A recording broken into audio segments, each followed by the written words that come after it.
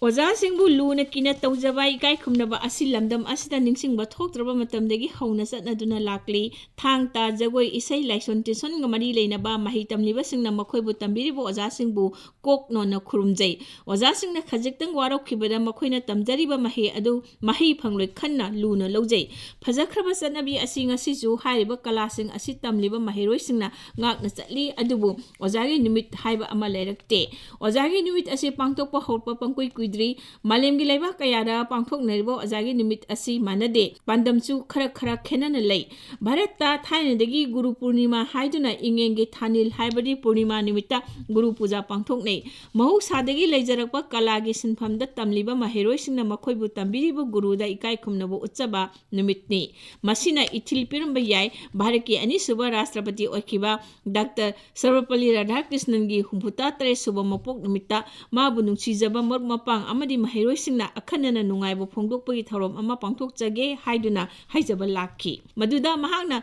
magi mapok numitki oina tawbiganu lebak asigi oja pumnamaki oina tawbiyu haibadagi lising ama samapun humphuni thoigi september 5 asi ojagi numit haina ihan hana pangthokki adudagi adum bharat ki lehauda ojagi numit pokre numisida ojasingbu khurumjabaga loinana khudol potpi duna ikai khumnai ojasingna tungi yumbi oigadoriba mahairoi sing sembada lauriba thodangmu sak khangbaga loinana ikai khumnai school gi ojasingbu raijya amadi jati gi thakta mana pi duna ikai khumnai masi ojasinggi thodangmu sak khangbi duna thongna happy bani haina lawi dr radhakrishnan asi yamna saknairabo oja ama oiki magi wakhalon yamna wangbaga loinana phidam ningai oi Manipur su Rajkumar Sitaljit pu miyam ni ikai khumnabo oja ama oina sak khangnaki ojabu ikai khumnabasi anobu ama natte Bharat ki ojagi numit ka malem gi ojagi numit ka nimitta wakhalonda khenai malem gi ojagi numit asina October tang 5 da pangthoi masi Bharat ta lising ama samapun humphuni thoida ojagi numit pangthokpa hokhiba aduna ithil piraga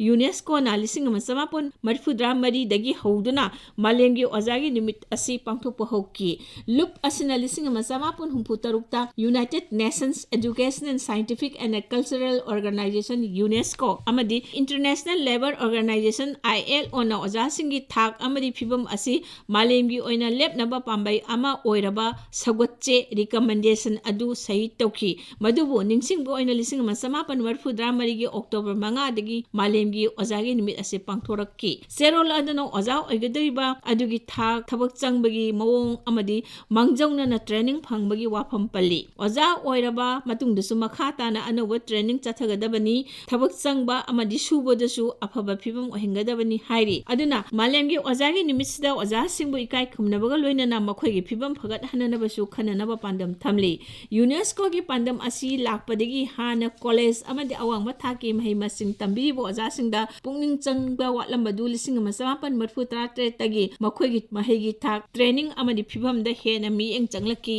Bharat tasu hana NCERT na training phangdaba miyoi singbu school oja ohendanaba haiki CBSE na madu thabak oina pangthoki adudagi rajya singi school oja singju training phangdaba yadre UGC na ahanbada master degree da chadam yankhai manga phangdaba sing oja oiba yaroi haina lepki mathangda PhD degree paidaba yaroi magi hiramda thijanbagi paper phonggadabani seminar symposium yawgadabani hairakre haujikti amuk SSLC parikhadagi master degree phawagi mark MPhil PhD paper phongmana singba record yangsillaga candidate singi shortlist ama hana phongdokle post amada candidate ahumdagi hena interview yawba yadre interview gi marksu yamhandre academic grading de hena sapu pire asumna lenga ki thabak tawba singi pay scale ga ojagi pay scale ga tongal hale ojagi tolop ne hena sawa thengnare sahi su UGC na college amadi university oja singi thabak tigi pothabagi sahi 5 lepkhare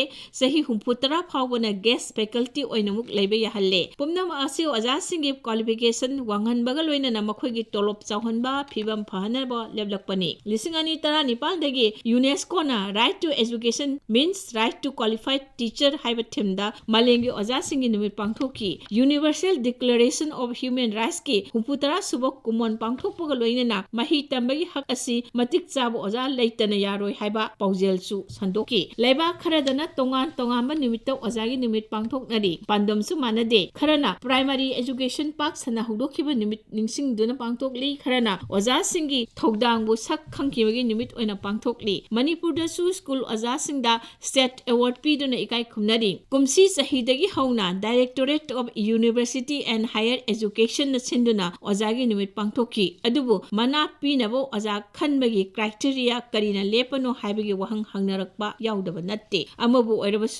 ओइरबसु ओजाबु इकाई खुमनबु उत्पगी थौरम पांगथोकपा असिबुदी थागतफम थोई ओजासिंगना तरामना ओकली ओजासिंगबु इकाई खुमनबा ओइना पाइखलकबा याइफा थौरांग अमनी